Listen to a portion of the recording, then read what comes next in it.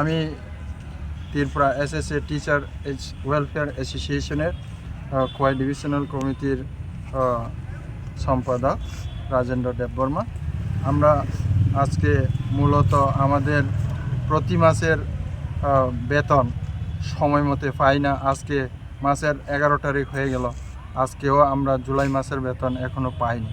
তো এই অল্প টাকার মাধ্যমে আমরা যে কন্ট্রাক্ট টিচার হিসেবে আমরা প্রতিটি স্কুলে নিযুক্ত, আমাদের বিভিন্ন সংসার প্রতিপালন করতে গিয়ে আমাদের ভীষণ অসুবিধার মধ্যে আমরা সম্মুখীন হচ্ছি।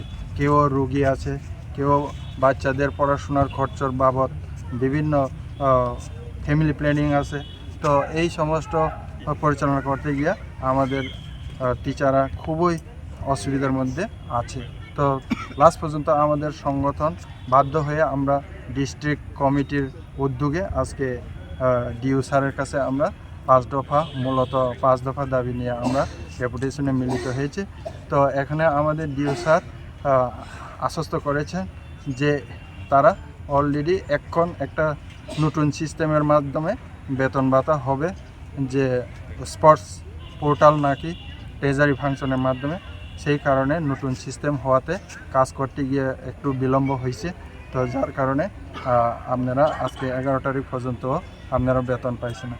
তো তাদের বক্তব্য হলো তারা 6 তারিখ আগস্টের মধ্যে ট্রেজারিতে তারা সমস্ত কিছু প্রক্রিয়া প্রসেস করে তারা জমা দিছে।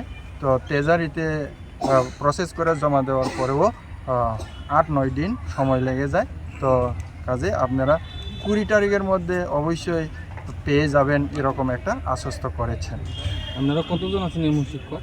তো আমাদের এই খোয়াই ডিস্ট্রিক্টের অন্তর্ভুক্ত আমরা প্রায় 600 কাছাকাছি আমাদের টিচার আছে, তো প্রাইমারি এবং আপার প্রাইমারি মিলে। আগেও কি এরকম সমস্যা হয়েছিল?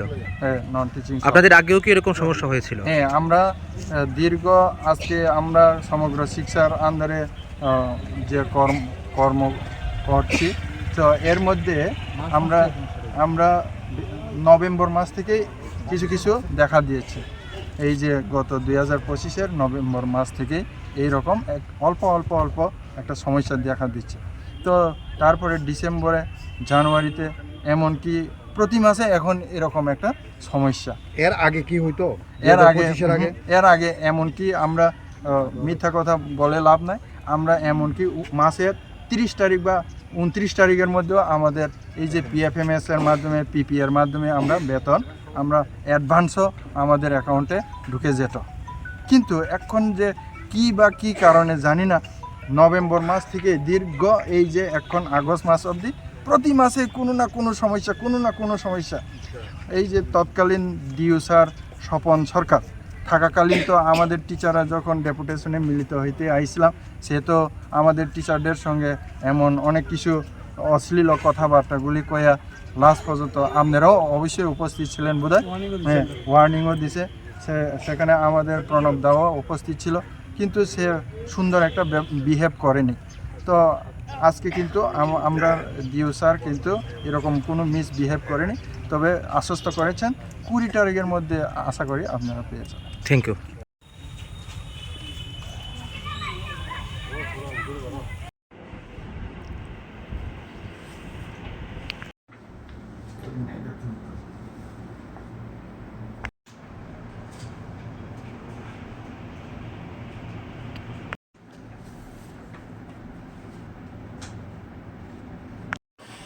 একটু দৌড়ান স্যার।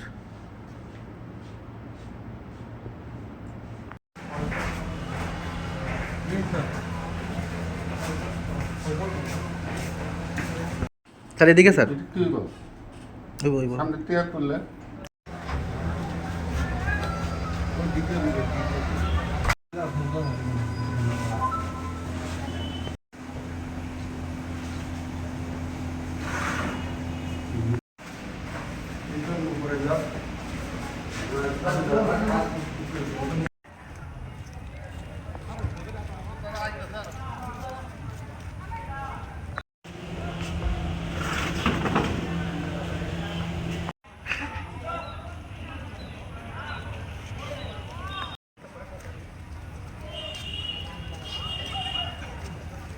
দেশের স্বাদের আনন্দ লংতরায়। লংতরায়, রান্নায় তোমাকে চাই।